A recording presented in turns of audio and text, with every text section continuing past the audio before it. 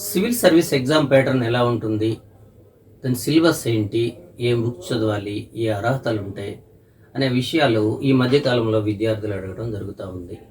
దానికోసం కొంత ఇన్ఫర్మేషన్ ఇచ్చే ప్రయత్నం చేస్తున్నాను. భారతదేశంలో అత్యున్నతమైన సర్వీస్ సివిల్ సర్వీస్. మంచి శాలరీ, మంచి గౌరవప్రదమైనటువంటి ఉద్యోగంగా భారతదేశంలో నేటికి కొనసాగుతూ ఉంది. సివిల్ సర్వీస్ కాన్స్టిట్యూషనల్ బాడీగా కొనసాగుతూ ఉంది. ఇది కాన్స్టిట్యూషన్లో 308 ఆర్టికల్ నుంచి 314 ఆర్టికల్ వరకు రాజ్యాంగంలో పొందుపరచబడి ఉంది. 314 ఆర్టికల్ తొలగించడం జరిగింది. ఈ కాన్స్టిట్యూషన్లో సివిల్ సర్వీస్ యొక్క విధి విధానాలు, అవి ఏ రకంగా సర్వీస్ రూల్స్ కలిగి ఉన్నవి, వాళ్ళ సివిల్ సర్వెంట్స్ని ఎలా తొలగించాలి, ఎలా నియమించాలి అనే విషయాలని కాన్స్టిట్యూషన్లో పొందుపరచడం జరిగింది.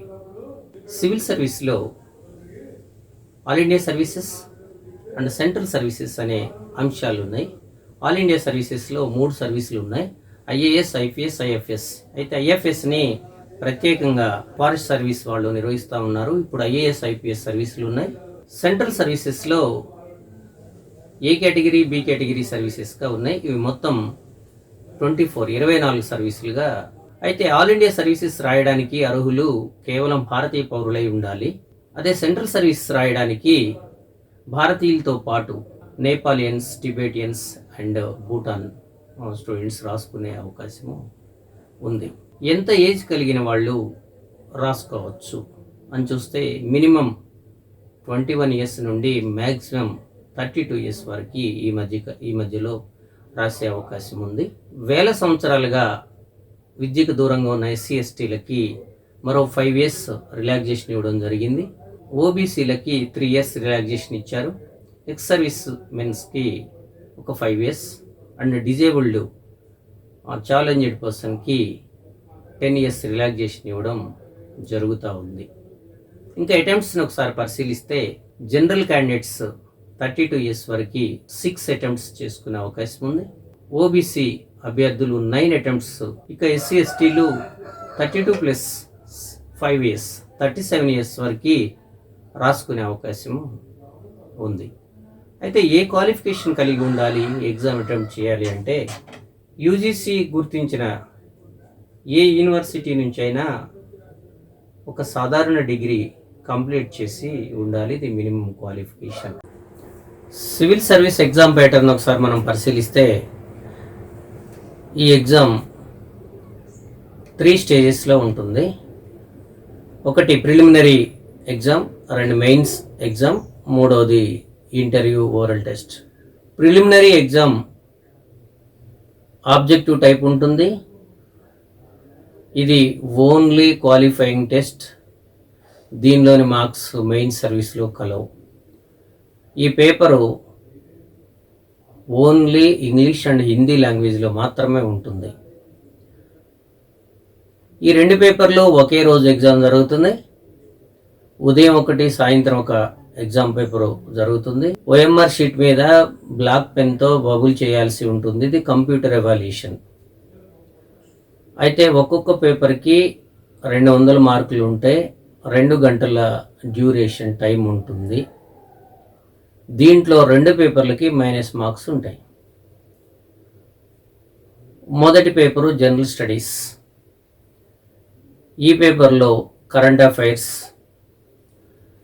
Indian history, world history, Indian geography, world geography, economy and development, environmental science, science and technology, Indian constitution, disaster management, ఇంకా అనేక సబ్జెక్టులు దీంట్లో భాగంగా ఉంటవి.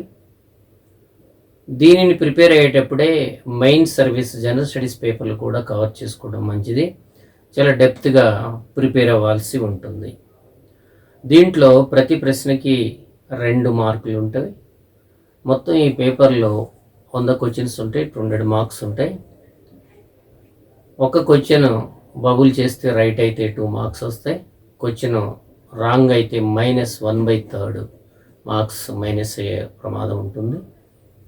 కాబట్టి తెలిస్తేనే క్వశ్చన్ ఆన్సర్ చేయడం మంచిది. తెలియని దాన్ని వదిలేస్తే మార్క్స్ రావడం కానీ మార్క్స్ పోవడం కానీ ఉండదు. అదే రకంగా రెండో paper arithmetic reasoning mental ability, ఇది CSAT పేరుతో ఉంటుంది. ఈ పేపర్ మన యొక్క మ్యాథమెటికల్ టాలెంట్ని బయటికి తీయడానికి పనికొస్తుంది. CSAT పేపర్లో 33% మార్క్స్ రావాల్సింది.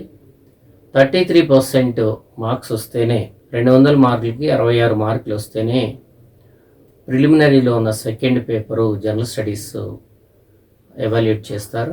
200 మార్కులకి 100 నుంచి 120 మార్క్స్ రావాల్సి ఉంటుంది కట్ ఆఫ్. ఎందుకంటే మెయిన్ సర్వీస్కి వెళ్ళడానికి 12% మందిని మాత్రమే తీసే అవకాశం ఉంది కాబట్టి టోటల్గా ఈ టెస్ట్ ఆబ్జెక్టివ్ టైప్లో ఉంటుంది.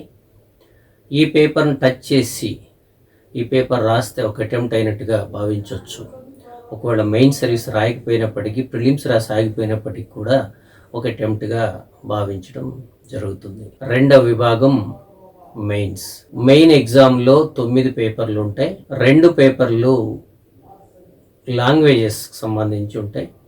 ఇవి ఎస్ఏ టైప్లో ఉంటాయి. మొత్తం 9 పేపర్లు ఎస్ఏ టైప్లోనే ఉంటాయి. లాంగ్వేజ్ పేపర్ మొదటిది ఇంగ్లీష్. దీనికి 300 మార్కులు ఉంటాయి. 3 అవర్స్ టైం ఉంటుంది. ఇది 10th క్లాస్ స్టాండర్డ్లో ఉంటుంది. ఇది అందరూ రాయవలసిన అవసరం ఉంది. దీన్ని ఇది 25% మార్క్స్ గెయిన్ చేస్తేనే క్వాలిఫై అయినట్టుగా భావిస్తారు. అంటే 300 మార్కులకి 75 మార్కులు ఖచ్చితంగా వచ్చి తీరాల్సిందే. రెండవది లాంగ్వేజ్ పేపరు.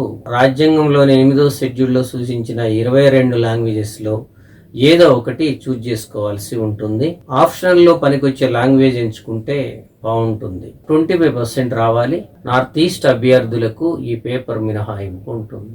స్కోరింగ్ పేపర్స్ వైపు వస్తే ఈ పేపర్స్లో మొదటి పేపరు జనరల్ ఎస్ఏ 250 మార్క్స్ ఉంటుంది. దీంట్లో ఆప్షన్స్ ఉంటాయి. ఈ క్వశ్చన్ సెక్షన్ ఏలో 4 క్వశ్చన్స్ ఉంటాయి. దాంట్లో ఏదైనా ఒకటి రాయొచ్చు. సెక్షన్ బిలో 4 క్వశ్చన్స్ ఉంటాయి. దీంట్లో ఏదైనా ఒకటి రాయొచ్చు. మన యొక్క ఎస్ఏ స్కిల్ని, రైటింగ్ స్కిల్ని టెస్ట్ చేయడానికి పనికొస్తుంది. తర్వాత జనరల్ స్టడీస్ 1 పేపర్ 1లో హిస్టరీ అండ్ జియోగ్రఫీ ఈ 2 ఉంటాయి. మనం ప్రిలిమ్స్లో ఏదైతే చదువుతామో అదే మెయిన్స్లో ఎలాబొరేటెడ్గా రాయాల్సి ఉంటుంది. దీంట్లో world history and world Geography కూడా ఉంటుందని భావించాలి. ఇక జనరల్ స్టడీస్ 2లో Indian constitution and governance, international relations, ఇది పాలిటీలో భాగంగా ఉంటుంది. ఈ పేపర్ని చేయాల్సి ఉంటుంది అభ్యర్థులు. ఇక మూడవది economic development, environmental science, science and technology అనే విభాగం ఉంటుంది. ఇంకా దీంతో పాటుగా డిజాస్టర్ మేనేజ్మెంట్ ఉంటుంది. ఈ పేపర్ని చేయాల్సి ఉంటుంది. ఇక 4th పేపరు, ఇది ఒక 6 సంవత్సరాల క్రితము ఈ పేపర్ని ఇంట్రడ్యూస్ చేయడం జరిగింది. ఈ పేపర్లో ఎథిక్స్ అండ్ మొరాలిటీ అనే అంశాలు ఉంటాయి.